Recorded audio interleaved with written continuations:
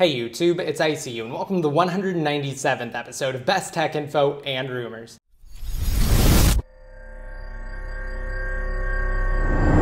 Alright, and to start off I wanted to say happy 4th of July to all of my viewers in the US. And even though this video is posted on the 5th, I actually recorded it on the 4th. So again, happy 4th of July.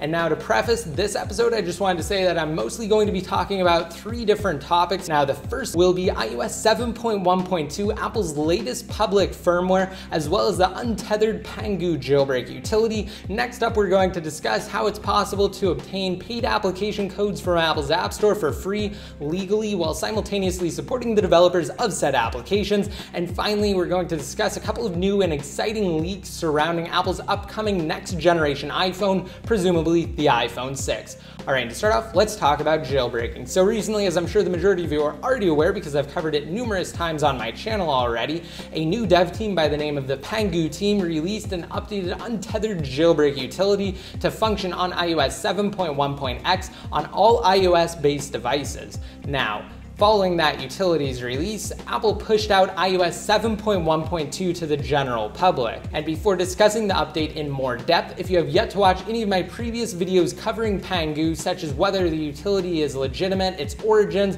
as well as basically any question you may have surrounding the utility, then I will have a link to some previous videos down below in the more info. I will also have a link on the screen now via an annotation form. If you're on the desktop version of YouTube, you can click it to be taken to my original Untethered Jailbreak tutorial for 7.1.1 that also goes more into depth on Pangu itself and again answers some commonly asked questions at the beginning of the video.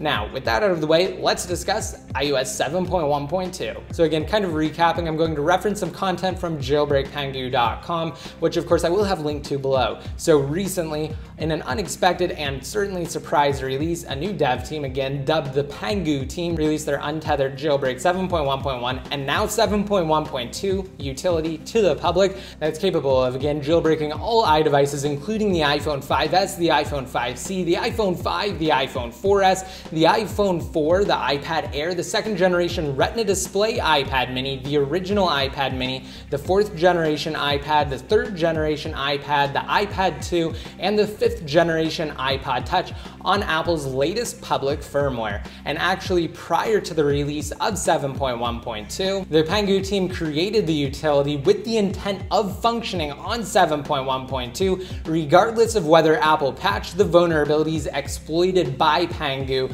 to originally jailbreak 7.1 and 7.1.1. Thankfully though, in Apple's haste to correct various bugs that were present in 7.1.x, the company neglected to patch said vulnerabilities, of course allowing Pangu to jailbreak 7.1.2 fully untethered. However, with that said, the current incredible and previously unforeseen ability for jailbreakers to actually jailbreak the latest public firmware, in this case iOS 7.1.2, won't last long. Now, if it weren't for the Pangu team, the public simply wouldn't be able to jailbreak 7.1.1, let alone the latest iOS 7.1.2 firmware. And looking back, the evaders, the more prominent of the 2 dev teams currently on the jailbreak scene, have maintained their 1 jailbreak a year formula to preserve precious exploits for use on future versions of iOS. Last year, for example, the preservation of exploits led to the creation of Evasion 7 for iOS 7.0 through 7.0.6 and newer devices, including the iPhone 5S, iPhone 5C, iPad Air,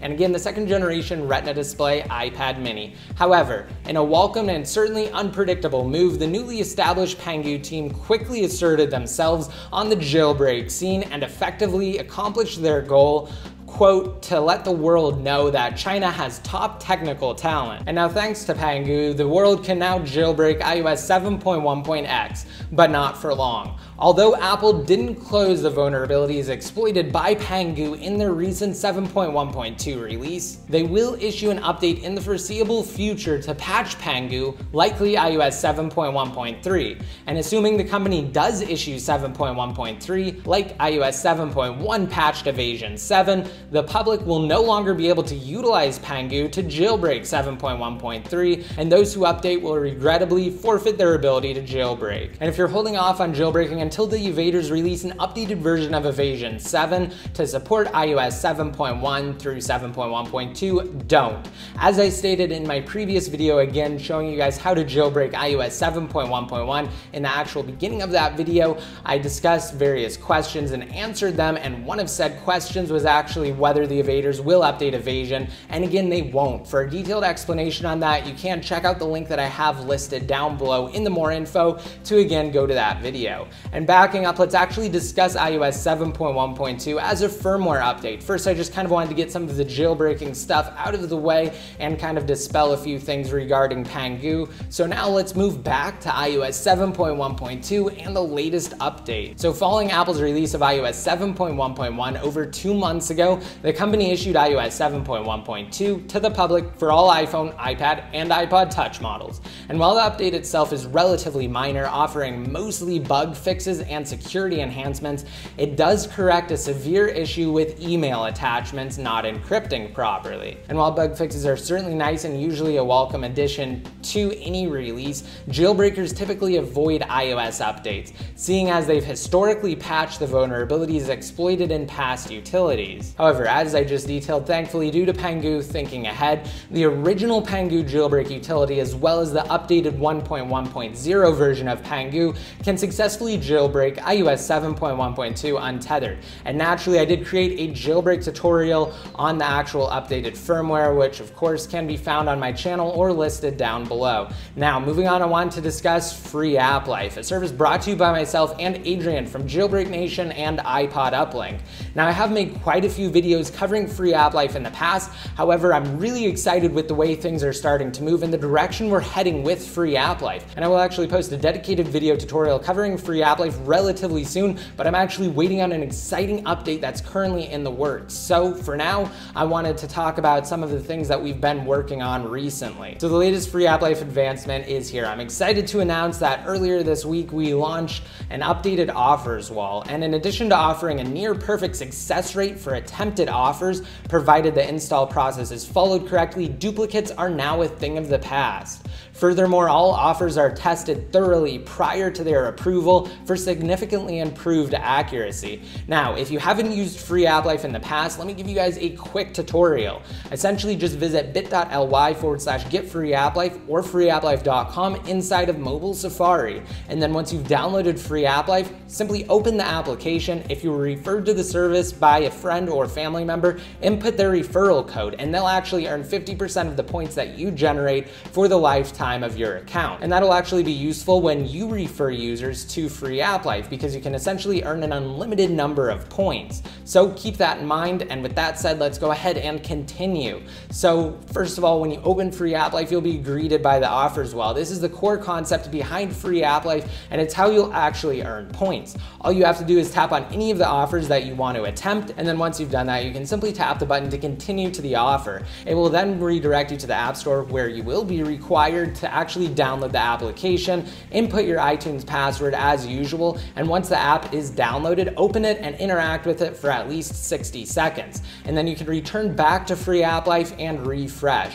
While most offers will yield points almost immediately, some offers may take up to 24 to 48 hours to actually pay out.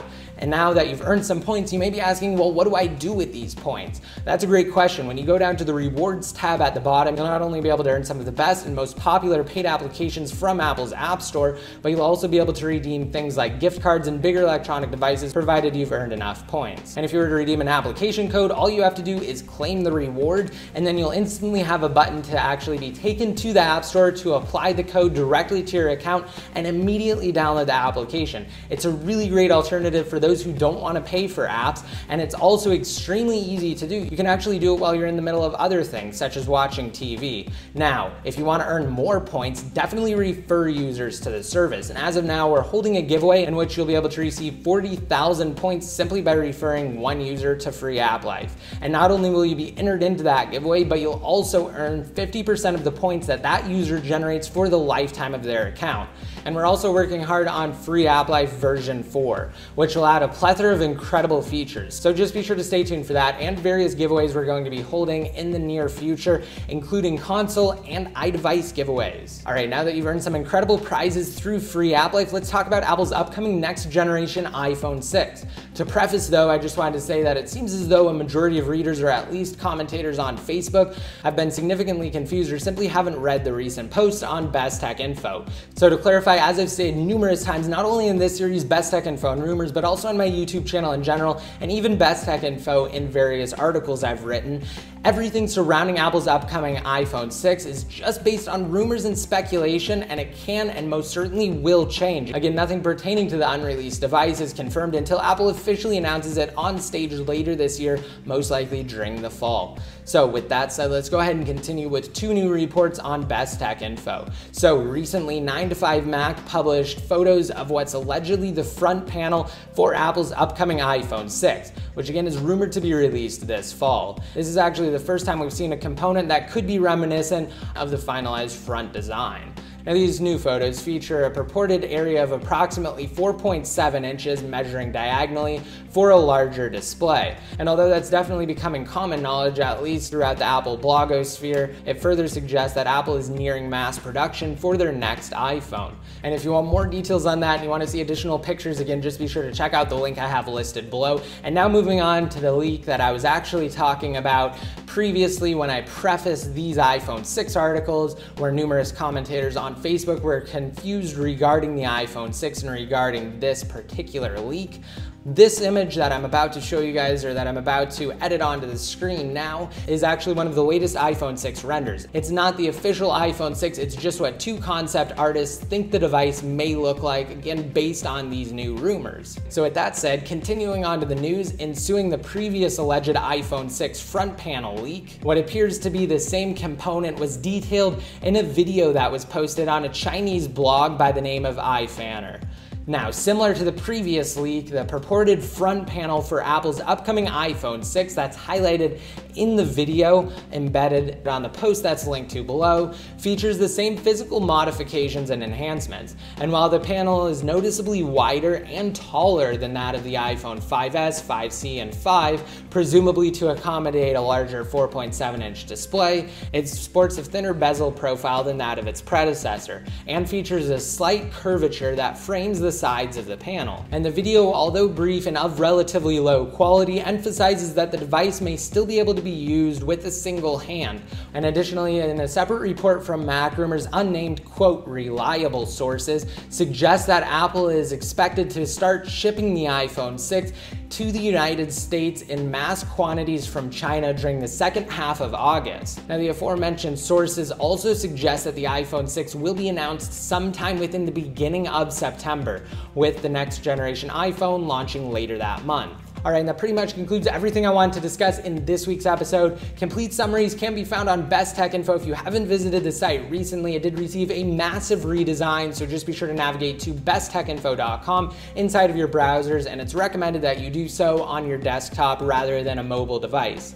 Also, as one final concluding note, if you have yet to jailbreak iOS 7.1 through 7.1.2, don't forget to take advantage of this current opportunity to do so. You can find numerous links down below in the more info to various guides and video tutorials that will assist you throughout the duration of the jailbreak process. And if you guys want to be updated more often, such as when I cover things like jailbreaking and release new videos, just be sure to like me on Facebook, follow me on Twitter, add me on one of your circles inside of Google+, follow me on Instagram at ICUID, and subscribe to my secondary YouTube channel at youtube.com/ICUID. And until next time, this is ICU, signing out.